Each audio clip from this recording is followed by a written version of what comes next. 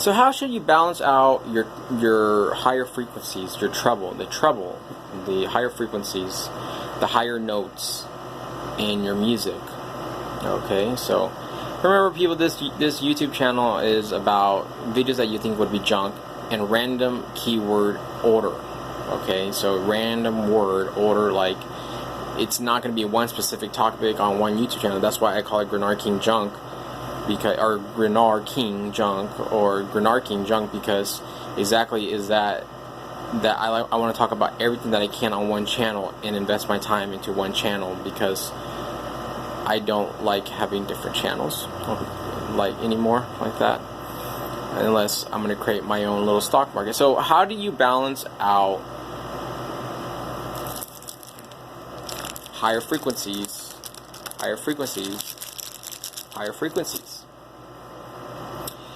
Okay, so since higher frequencies tend to hurt the hearing at very loud levels, you need to learn how to put a cutoff filter that's going to drop the high end to the lower parts of the higher frequency range, where you're not going to hear, where you don't hear low frequencies. It's basically it's the low part of the higher frequencies. Does that make sense? The low part of the higher frequency, like if you learned how to not distort in a way where you can push up the higher frequencies. Does that make sense? So you put a filter over the higher frequencies in a sequencer, and you learn how to push it up. And if you learn how to push it down makes it sound louder. Sometimes, and you'll see like it's like a upside down, thunder in the higher frequency range, but in a very small, or compared to what I know of, all my time is being on Native Instruments Fruity Loops, where I bought my first frequency, my first sequencer. So instead of most people in these videos will say, go ahead, here's my affiliate link, go and buy this sequencer from Native Instruments.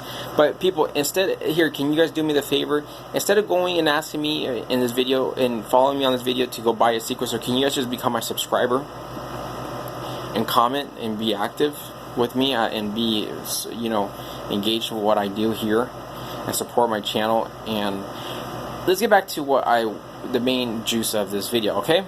Okay.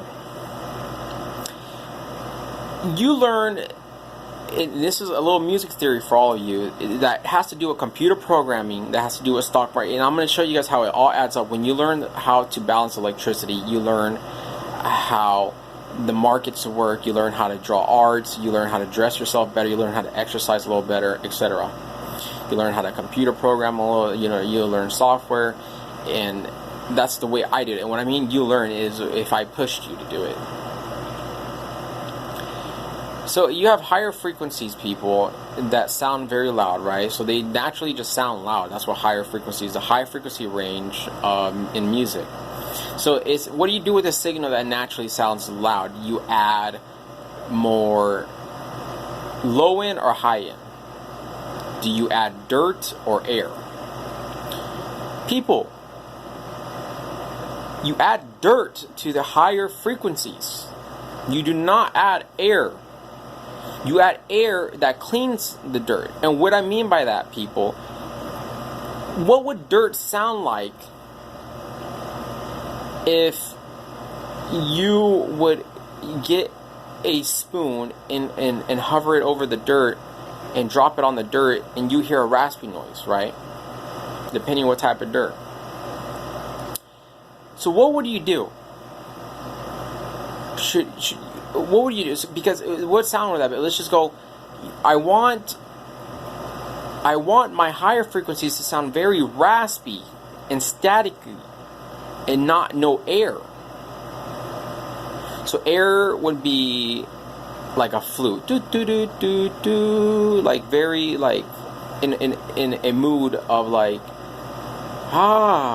this is very nice. Welcome to the world. I'm a flute, right?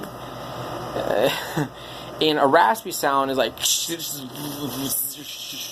right? It's like that. in that order. Like, you got to think of, you got to separate the two signals like that. Like, you get me, like, in that mindset.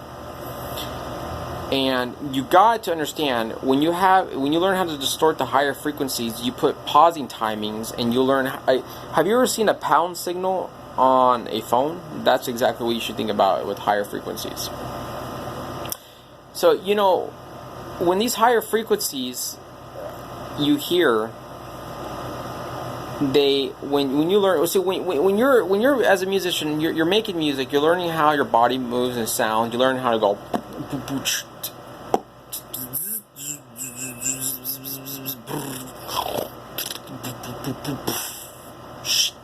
See, when you learn how to do like signals like that with your mouth, you learn how to put it all together. How much are you going to sell your breath? You need to learn how much, what is your breath valued at. So, when you learn this, you'll learn how to balance out frequencies in a sequencer like I do. And yeah, people, like, seriously, learn how electricity works, and you'll learn that the world we live in revolves around this energy that burns, and it's basically electricity, okay? Electricity, and we'll get to more details.